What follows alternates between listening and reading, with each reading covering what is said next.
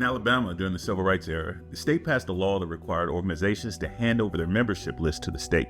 The NAACP famously refused and challenged that law all the way to the Supreme Court, who in 1964 ruled that forcing those lists to be handed over violated the right of free association.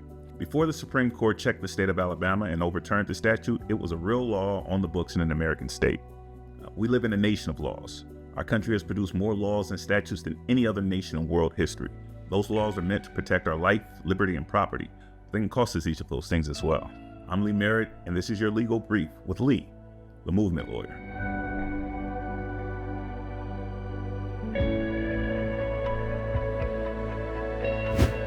This week we are talking about, first, the right to bear arms and the murder of Alex Peretti, an ICU nurse in Minnesota, by federal agents.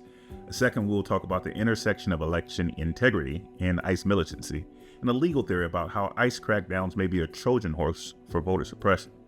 Finally, we will discuss how Donald Trump just gave a middle finger to the world's health and the environment by withdrawing from the World Health Organization and the Paris Climate Accords. Then we pull back and take a look at the whole board, by the numbers, tracking state violence and incarceration. Under American constitutional law, every American, rook or pawn, bishop or queen, has the right to bear arms. In its original form, the Second Amendment was created to encourage well-ordered citizen militias to be available to oppose federal or state tyranny. Recently, Donald Trump and his administration have criticized a legally armed American citizen, Alex Peretti, for doing just that. It is well-established law that citizens have the right to arm themselves, particularly when confronting an increasingly violent federal force. Agents are not justified in using deadly force simply because Peretti was armed. To justify deadly force, officers must show that he posed an immediate deadly threat to officers or others at the moment they fired. Now, there's a narrative that Peretti was a professional agitator and a part of a network of citizen agitators hoping to create chaos. Let me be clear. Agitation, civil disobedience, and organized disruptive protests are not illegal, and they cannot be used as a blanket justification for officially sanctioned violence. In short, Peretti could have been legally arrested for alleged violations of federal or state law. But by disarming Peretti, then shouting that he had a gun, and then shooting him in the back multiple times, these federal agents crossed the line. Under any reasonable application of constitutional law, the conduct is not only unlawful, if it's the definition of murder and a violation of his constitutional rights. Okay, so in part 2 of the legal brief, I want to pose a question.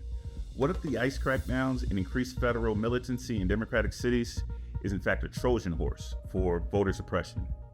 I'm going to lay this out in the form of an opening statement, so bear with me. May it please the court, counsel, and you, members of the jury. This case is about power. Who gets to vote and who gets silenced. The evidence will show that the president is not just using ICE to enforce immigration laws. He's using armed federal agents as a weapon to scare black and brown communities away from the ballot box and to help him win the next election. You'll see 3 key facts. First, just hours after federal agents shot and killed Alex Peretti, Attorney General Pam Bondi sent a letter to Minnesota demanding their unredacted voter rolls, names, addresses, birth dates, social security numbers, driver's license numbers.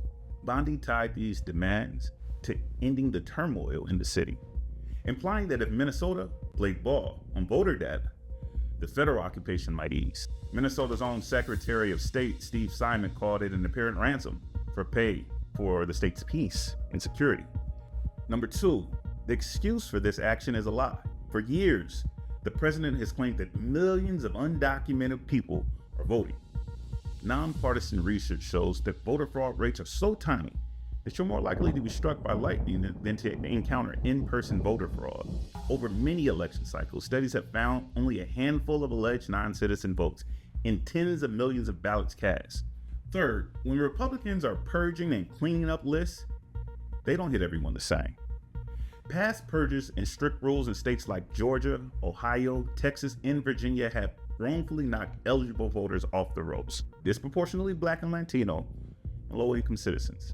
Of course, these are the same communities now seeing more ICE raids, more Border Patrol, and more pressure from Washington for their voter data. Put the list and the guns together, and the message to those neighborhoods is simple. If you show up to vote, you may have to prove you belong under the eye of armed federal agents. At the end of this case, we will ask you to connect those dots. The president knows who stands in his way.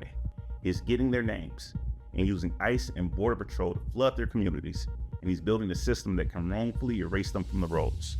and frighten them from the polls. This is not about protecting elections. It's about using fear to steal them. Now let's turn our attention to the board. From his international bully pit, President Donald Trump has just given the middle finger to the world's health and the planet's future. On January 22nd of 2026, his administration completed America's withdrawal from the World Health Organization, walking away from a 78-year commitment to global disease surveillance and pandemic response. And on January 27th, he pulled the United States out of the Paris Climate Agreement for the second time, making us the only nation on Earth to abandon the global deal to slow climate change. This is not just a new style of leadership, it changes the game.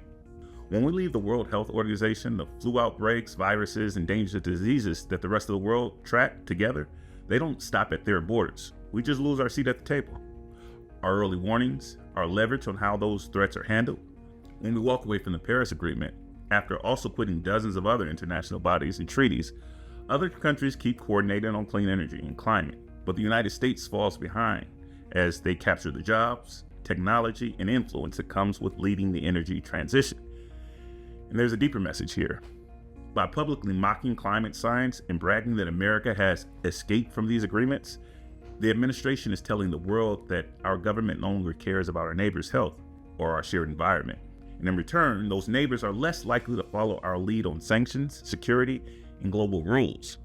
When we need a coalition to contain a pandemic or confront a hostile regime or respond to a climate disaster, they will remember that we walked away when the world needed us. Now to the numbers. Over multiple election cycles, large national studies have found that suspected voter fraud cases make only a tiny fraction of all ballots cast, far less than 1 in 10,000, often much lower. Even using data collected by conservatives who argue that fraud is widespread, the number of confirmed cases over decades is in the low thousands, and we're talking about billions of votes. Independent researchers and courts agree. Fraud exists, but at levels far too small to change the outcome of a presidential race or a nationwide midterm. So here are your moves for this week. Register to vote. A lot is being done to suppress your vote. Use it, protect it, fight for it. Keep the pressure on. Oppose Trump's immigration policies directly and indirectly at the polls and in direct, organized confrontation. This has been your weekly legal brief with Lee Merritt. Next week, we'll talk about how Black people help shape the laws that all citizens should be relying on now to fight governmental repression. I'll see you then.